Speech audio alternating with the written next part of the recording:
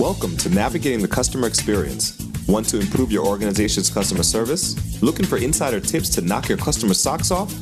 Then you're in the right place. Here's your host, Yanique Grant. Welcome to Navigating the Customer Experience. On today's episode, our guest is Jack Jendo. Jack is an AI-driven digital transformation strategist, entrepreneur, and human rights advocate working at the intersection of technology, leadership, and social impact. He is the founder of BrainDigits, a UAE-registered innovation and AI consultancy that helps governments, corporations, and startups adopt artificial intelligence, data analytics, and future-ready leadership frameworks. Through his work across the Middle East, Europe, and Australia, Jack has trained executive teams, empowered entrepreneurs, and designed AI-powered programs that bridge technology with real-world transformation. So without further delay, sit back, plug your earphones in, and let's jump right into this conversation with Jack. Welcome, Jack.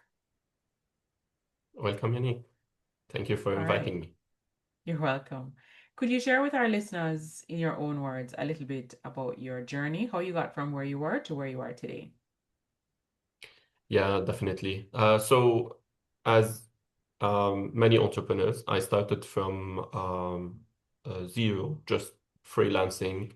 During university, I remember I needed some more support, more financial support, so I had to work.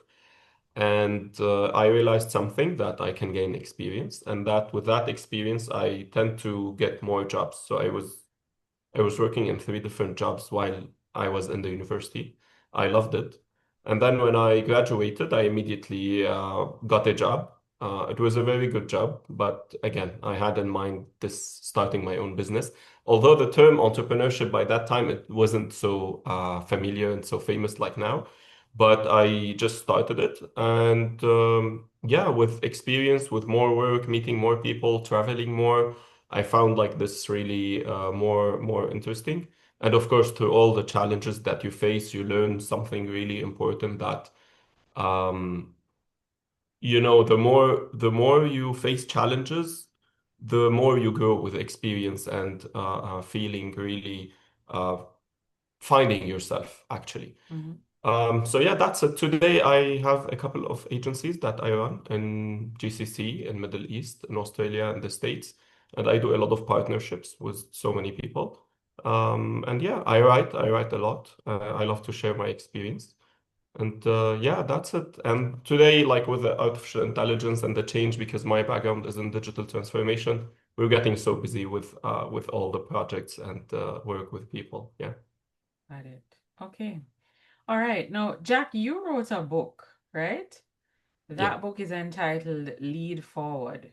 Could you share a little bit about the book and, who you wrote it for, and maybe I would say three overarching tenets that the book speaks to? Well, maybe three different categories that all has something in common. For leaders, entrepreneurs, senior professionals who feel that they have to stop at some point because they're tired or things will not work or they're too old or too young to start something. So I think that because these are the three categories that I meet every day, mainly entrepreneurs who are just starting or seniors who are going to retire. And I don't like this word, so I tell them like, why would you say I want to retire, you know? And they are really successful, but I feel like they are just ending their career with no reason, just because it's business as usual in their company. So this is it mainly, and people are trying to make impact, especially in their communities. Because I'm coming from a minority community, I felt like every responsibility is my responsibility. So yeah, I try to put a lot of examples in that to reach the right people and to make a better impact. All right. Okay. Thank you so much for sharing.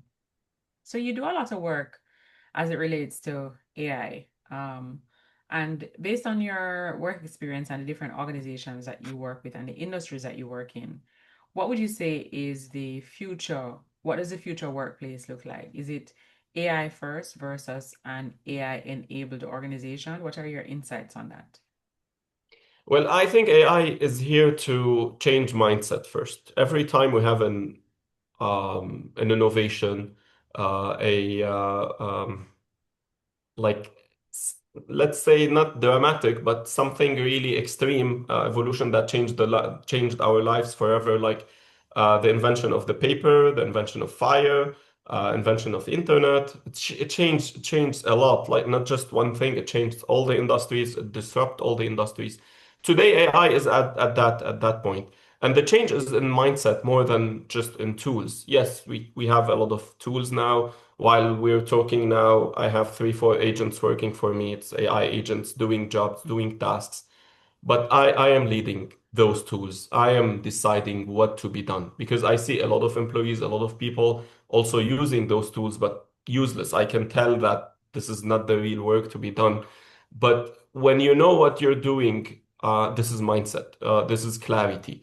So I think with AI today, things will change. The future workplaces would be more either a failed company or organization that is relying aggressively on AI without any clarity, and that company will be shutting down very soon, or a company that we all love to see someday in every workplace, all leaders knowing what they need to do, they have ownership, they have the freedom of thinking, of working. There's no the strict nine to five, the punch machine, and all of that. I think with a good leadership, this will change, and AI is pushing people to be that change. I Mm, see it in so many leaders. agreed, agreed. So it's fair to say then that you believe AI is not necessarily the future, but it is a new leadership skill. Yes? Yes, it is. It is. Okay. Can you tell us a little bit about what you talk about in the book as it relates to AI being the new leadership skill? What kind of mindset does a leader need to have in order to lead their organization from where it is now into that space where you not only use AI to help to make things more seamless and frictionless and make the processes easier, but you're also using it for innovation and revolutionary strategies that will help to navigate them into the future. Yeah, true. So I announced like the concept of personal assistant as a digital twin. So we have multiple versions of ourselves, but in every sector maybe or for every task. So I have a personal leader as a digital twin, someone who looks like me, thinks like me, and have the same values and had the same history, but is focusing on, for example, my financial strategy. Another digital twin will be focusing on my innovative ideas. Another digital twin is focusing on my business, and they all can interact with each other. So this is where we really use AI in the right direction. And leaders always, like historically, leaders feel that they need that person who can understand what they need even without saying it, because they want to lead in a way that makes impact, and at the same time they have all the struggle to in communication, struggle with convincing people to do what they have to do. Mm, With AI now, you don't need to convince people. And I don't think convincing is one of the skills that a leader should have, but leading by example should be. And when we don't have those assistants, leader is forced to tell people what to do. And I see it every day with all the sugar coating of leadership with people on LinkedIn saying that I do this and I do that. When you have pressure inside your company, when you don't have clarity, there is this problem. So with AI, we have all the assistants to do whatever the job is to have a pattern. Every job that has a specific pattern, every task that has a clear process, you can do it today with AI. Of course, you need that clarity and you need the tools. You need both mindset and tools in order to do that. mm, This is why I say it's a leadership skill because with that skill you can be a better leader. mm-hmm. Brilliant. All right. Thank you so much for sharing, Jack. Now, Jack, can you share with our listeners what's the one online resource, tool, website, or application that you absolutely can't live without in your own business? Oh, there are many tools. I rely on tools. I live with tools. Um, Just pick well, one or two. Yeah. Today, like as AI tools, although we have a lot of AI tools, but Mm-hmm. two tools that I every day, which I build my digital twins on it. When I say I build my digital twins, I give it the right framework, I train it, I give it the right details about myself, the right frameworks, how I think. I've been training those tools for the last 2, 3 years, ChatGPT for the last 4 years, and Claude since a year because it became a better model in the last year.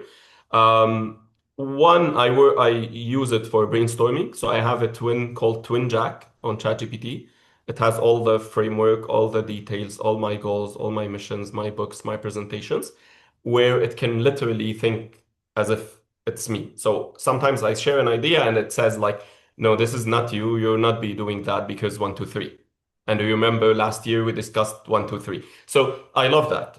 And Claude, I use it for automation. So I have the mindset, I have the brainstorming on ChatGPT, which is a custom GPT, not just general GPT, that I trained. Also with Claude, with all the training that I gave Claude, and they're kind of friends. They talk to each other and they are fine. There's no competition because I trained it this way.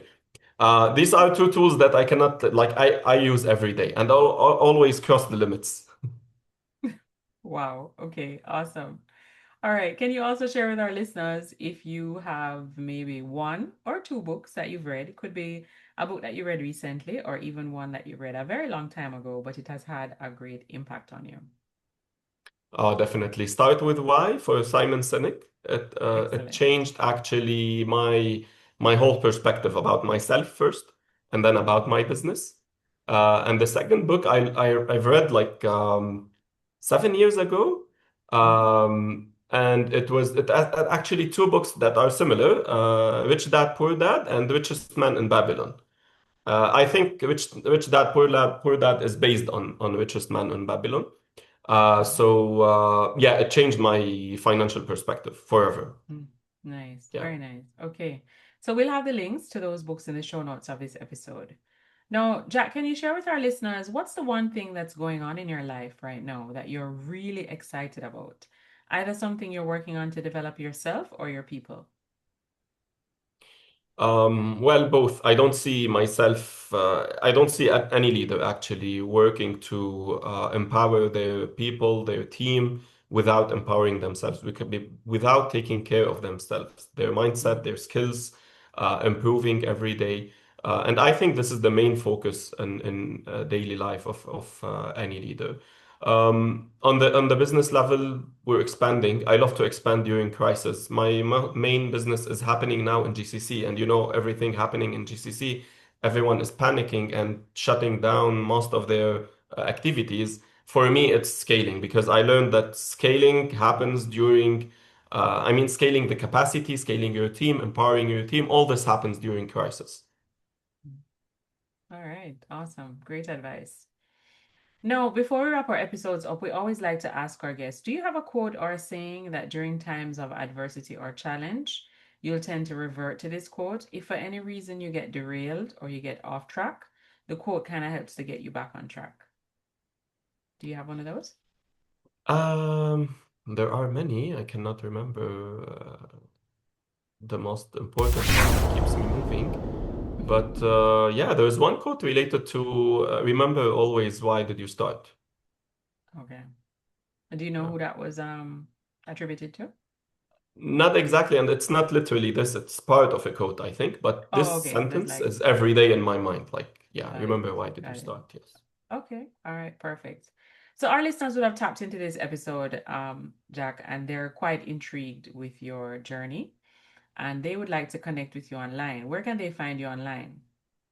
Mainly I'm on LinkedIn and Instagram. Most of my time on LinkedIn. I spend a lot of time answering messages. Yeah, it's like my WhatsApp. Okay. And it's Jack Jendo on LinkedIn, correct? Yes. Perfect. All right. So we will have the link to Jack's LinkedIn page in the show notes of this episode for those of our listeners that would like to connect with Jack. All right, Jack. Well, thank you so much for taking time out of your very busy schedule and hopping on our podcast and sharing some great insights about your book, Lead Forward, and just the journey of AI, how leadership plays an important role where AI is concerned, and Leadership is that new skill. The new skill leadership needs to have is very much integrated with AI. So we just want to extend our deepest gratitude to you and wish you all the very best. Thank you so much, Yanique, and have a good day. Thank you too.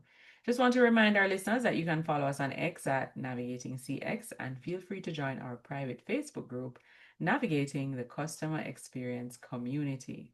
Until next time, I'm your host, Yanique Grant. Thanks for listening. For more awesome resources to take your customer service game to another level, head over to navigatingthecustomerexperience.com. See you next time.